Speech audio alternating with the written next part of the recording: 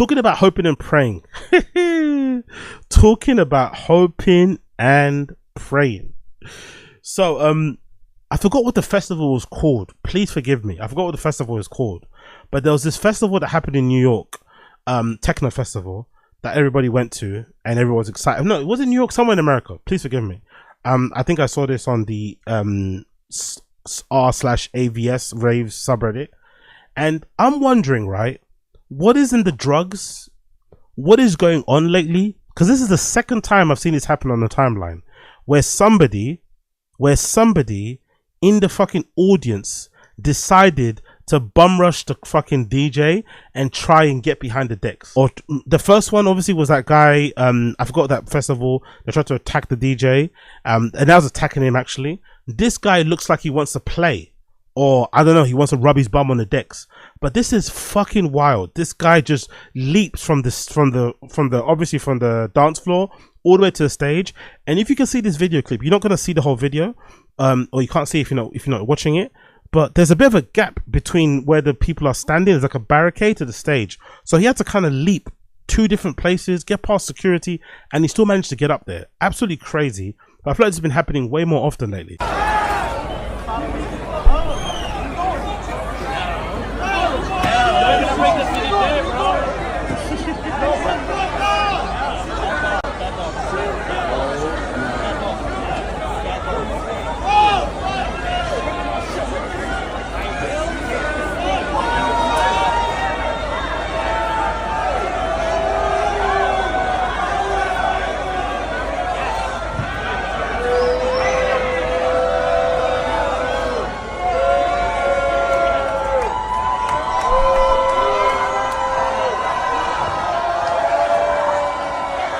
And as you can see that he gets led outside, right? So number one thing to observe from this is that he's got a fucking jock strap on, or he's wearing a thong. First of all, credit to you, guy. Wherever you are, my guy, you're a fucking legend. He's got his fucking studded belt on. He's got his little fucking what's that thing called again? Nacht Club, is it Nacht Club? That fucking Berlin techno brand thing. He's got his Nacht Club little jock strap whatever on. All the girlies in this crowd are like deadpanning him or smiling nervously, which is good, right? You got the girlies on your side. He's doing this whole new technique of DJing, which I've never seen before in my life, where you scratch with your bare ass. It probably helps because he's got like a flat ass. When you got like a big dump truck like I have and shit, maybe it's a bit harder. But when you got like a flat Caucasian ass like he has, you could probably scratch and play. You could probably fucking beat match with it. You could easily fucking, drop tunes in. You could maybe kind of set even cue points, loops and shit. You could maybe, whatever. You could do a bits with your bum. So I like that. And I hope somebody does it one day. Maybe it's going to be, what's his thing? Maybe it's going to be that guy that wears a mask with a top off. Maybe he one day will do, when he's doing his fucking little crackhead dances, maybe he will get his ass up on the decks and kind of start spinning and mixing with his bum. That might be pretty good to see. And the other thing as well, on top of it, he created a moment that no one's ever going to forget. He's created a legendary moment that nobody's ever going to forget. And I think that's worth its weight in shame. That's worth its weight in violence. That's worth its weight in awkwardness. That's worth its weight in embarrassment. Because I can't think of a single other reason why somebody would do this. Now, I've read reports. I've seen this guy's profile, right? He's like an up and coming DJ himself, trying to make it out there in America. He's got a really interesting profile because I think most of his posts are him just playing, different angles of him in Pirate Studios, going fucking crazy. So big up him. He's a big Pirate Studio supporter like I am. And he kind of takes it very, very, very seriously. He shows himself getting his hair cut before he goes out, like similar to me and shit. So I feel some sort of kinship to him, right? And the reason why I feel kinship to him as well is that when I saw this, I forgot, oh shit, I remember I did something similar. Back in the day, right, I went to this rave called Love Fever. I think was it called Love Fever? I think it's Love Fever. Yeah, big up Alex Bradley. When I first used to go to Love Fever, right? And this is worse because back then I was like their unofficial photographer, right? Because I used to take these really kind of cool 35mm pictures and shit. I was making a zine. I was doing all this sort of madness. I was involved in the scene. I was being a fucking dick eater. I was glazing. I was fucking being a groupie. All those fucking things. I'm not now. But back then I was definitely that kind of guy. So I remember going to Love Fever and I forgot who was playing. But I was so off my face that I think I went behind the decks and I kind of like did the whole like toop, lower the sound and put it back up again. And when I did it, everyone went crazy. I'm not gonna lie, everyone loved it. Then I did it a second time because I was so fucked, and then obviously everyone said, "Get the fuck away from the decks." I didn't get chucked out though. I didn't get chucked out, maybe because of my skin color, maybe because of my size, my strength, my levels of fucking thuggery. I'm not too sure. But I remember I did, and I didn't get chucked out. I did it, and this is like, I don't know what year this was. This is ages ago. So I understand what may happen. Sometimes you're feeling the tune so much, you're loving the DJ so much, and sometimes, you know, these Caucasian mainland DJs, they don't really have that vibes. They're like surgeon. They're like, they're head down playing. It's a fucking job for them. They clock in, clock out. There's no passion. There's no excitement. There's no spontaneity. There's no rock star, right? So I'm there watching this guy play. I'm like, I could do something better than this. Let me interrupt his set. Let me feel entitled and emboldened, and let me make myself the main character. Oh, you want to see him play? No. You want to see me, Agostina. So I remember just taking the volume out, going choop, and then putting it up again. Everyone's like, ah. I did it the second time, and no one liked it. So I understand, but I was off my face. I think back then as well. That's when I was a heavy MDMA user. I don't think I've taken MDMA since then. I'm not gonna lie. I think I might have done like an adult multivitamin kind of, you know, pill here and there, but I don't think I've ever done the MDMA since that time. Back then I used to do like 3.5 grams of MDMA a night. For a night, babe. No, for a weekend, for a night. We got one of them two. Either one's bad. And if you know about fucking, you know, MDMA and your serotonin levels and shit, when that crash happened, oof. I remember I was speaking to one of my fucking good friends who I used to do this rave with, called So Special back in the day, Miles, actually. When I had like a crazy weekend where I was doing so much fucking MDMA. And I remember like it got to a point where I called my friend, and again, people that know me in real life know I don't call. So I'm calling my friend. I'm like, what the fuck? I was like, man, I don't know, man. I'm just feeling so down lately. I'm feeling really down. Like, what's the point of doing anything? And then Miles laughing too. So I was like, what? He's like, bro, you're doing too much fucking MDMA. You're doing too much Mandy, mate. You need to lay off the Mandy. I was like this, mouth open, like fucking Shock Pikachu. Pika Pika. You know, Shock Pikachu. Hold on, what? You're telling me if you do unlimited amounts of fucking MDMA, you will eventually crash and become depressed? I didn't know that. Then I googled it and found out. I was like, oh, there is a repercussion for this drug. It's not all good. Because I think I had the spot. You know, when you first do it, you're like Super Mario. You're like bouncing. You're like loving it. And then obviously there comes a point where you crash, and I crashed, and then I don't think I did it again, but I used to get through like so much of that shit. Big up the guy I used to buy it from, by the way. Amazing fucking guy. Legendary guy, actually. If you know, you know in the scene. Back in the day, this guy must have beat up Mickey Blanco. I don't know if you guys, this is mad lore, but the guy I used to buy my MDMA from, you know, names will not be discussed who that guy is, but if you know, you know, and you're a part of the scene. He was well known, and you know, just in the scene and shit. And me and him were really cool, and he used to always let me kind of buy it and go to his house. I should actually go to his house to go pick it up, and he'd fucking he'd have a bag full of it, like a whole crystal, and he'd break me off a bit and put it on the scale, sometimes give me a little bit extra. Super cool guy.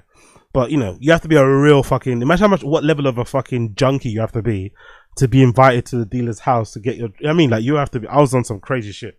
So I remember buying it off him a few times, and I remember him telling us a story, but later, you know, a couple of years later, telling us a story where I think Mickey Blanco was here touring or something, and I think, you know, he ended up at his house or at some afters, and Mickey Blanco, you know, loved the guy, great creative artist, but can be a bit crazy. He got a bit crazy, and then some fight happened, and Mickey Blanco got beat up. I think he might post it. I think he might have spoke about it on social. I'm not too sure if he did, but I remember my dealer beating up Mickey Blanco. But yeah, talking about beating up, by the way, one thing that doesn't happen enough, and this is something I'm gonna say blankly here. I'm all but certain if that's me, if that's a black guy, that guy's getting beaten up. That security guard that's there is beating you up, even though he's black. That's the one thing you get, white privilege. This guy's disturbing a rave. He probably damaged those decks, by the way, because those are the new Pioneer, those are the new CDJs. Those are the ones that don't have any CD drive on them. I forgot what level they are. I think is it 2000 NX? I don't know what they are, but those are the Pioneer CDJs that don't have any CDJ drive. They have the bigger screen as well. The screen is bigger too. And if you know anything about CDJs, having used them a lot throughout my life and shit, and obviously using them now a lot when I go to pirate and shit, you would know CDJs are kind of fragile. They're not the most robust pieces of equipment. So most likely he has permanently broken some of those CDJs. I'm assuming they have to reset some of the platters and shit, recalibrate them. He has really damaged thousands of dollars worth of equipment. Some of it they might not even own. Some of it's been hired and shit. You're fucking up the date. You're fucking up the whole day for people that are watching the event, people that are playing. You fuck up the whole mood. This guy's a real nuisance. If anybody deserves to get beaten up right there and then, like, this is the type of thing where you beat somebody up in public and hope everybody watches to send a message, you know?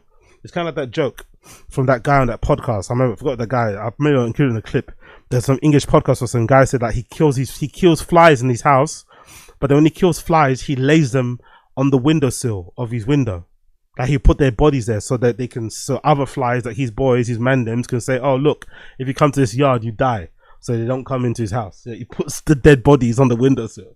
So this is the type of thing that you need to send a message. You beat the brakes off of this guy, right, in front of everybody, so nobody gets this kind of idea again.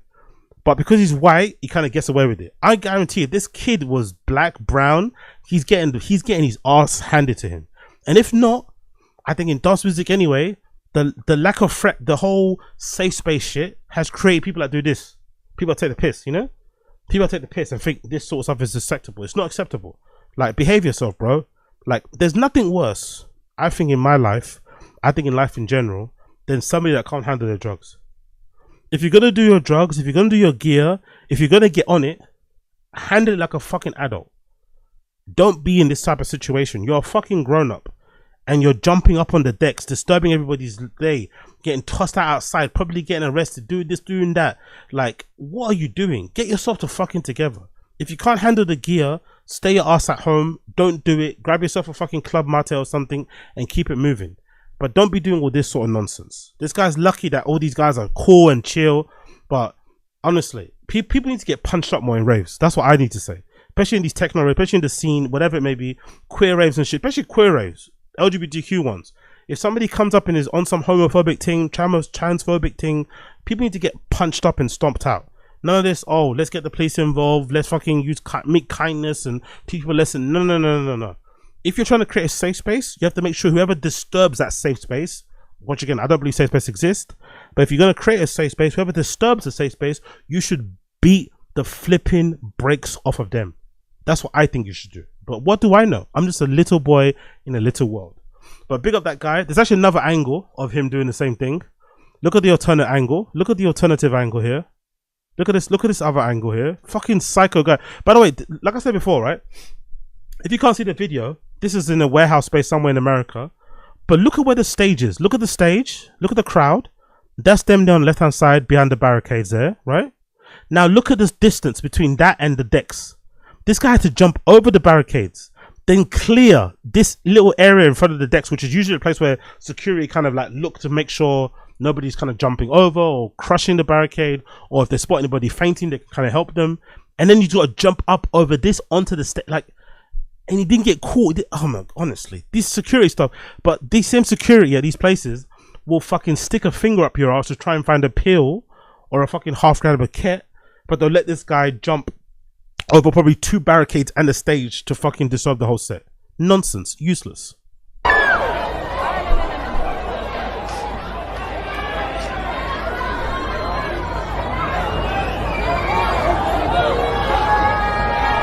By the way, I like that it's actually a thong. I love that it's not like a thing. It's not like a waist. It's not like a coin pouch. You know, some people when they go raving, like, I think if you're that person, I think you should. I think if you're the type of person that wears one of those like chest coin purses thing, you're the same type of person that goes on holiday to Barcelona and carries your backpack in front of you like you're pregnant, like a tourist, like some fucking dork. That's some dork behavior. Put your shit in your pockets, look after yourself and watch what you do and be mindful. Keep everything in your wallet, front pocket. Don't be fucking dumb. No, if someone pickpockets you in your front pocket, then you're not being aware enough. But don't, for any reason, carry your belongings in some fucking chest rig that you put, like, don't be that guy. Don't be that girl. That's fucking lame. But you could think that was what he was having. But it's not. He's actually got a legit thong on. It's fucking hilarious. He's got his little thong on, his little jock strap, and he's doing this type of madness. Mad. But then if I go to a rave And I'm not. Imagine if I go pull up at some techno rave in Fold. If I'm wearing a tracksuit, if I'm wearing a Nike tech suit, I don't even know. I'm not even too sure. Maybe I'll test this. I'm not too sure if I went to a fucking Fold with a tech suit on, or to some of these fucking LGBTQ events with a Nike tech suit fleece, whatever, if they'd let me in. You know that. But if I go in dressed like this, I can get in. But I'm also the same person that'll do this. Nonsense, isn't it?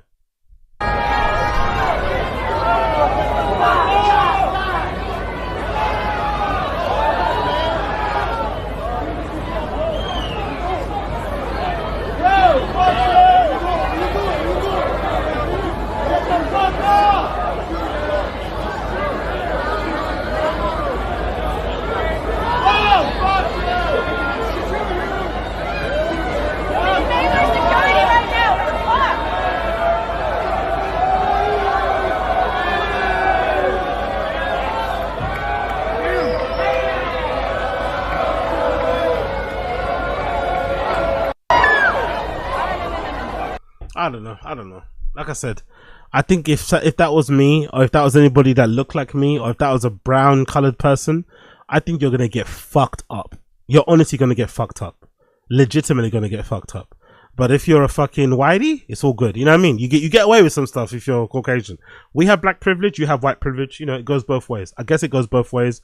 But yeah, this is fucking lovely. This is fucking lovely. Be at the person that posted it, called Apex Raves, on social media. Check them out. Check them out. Check them out.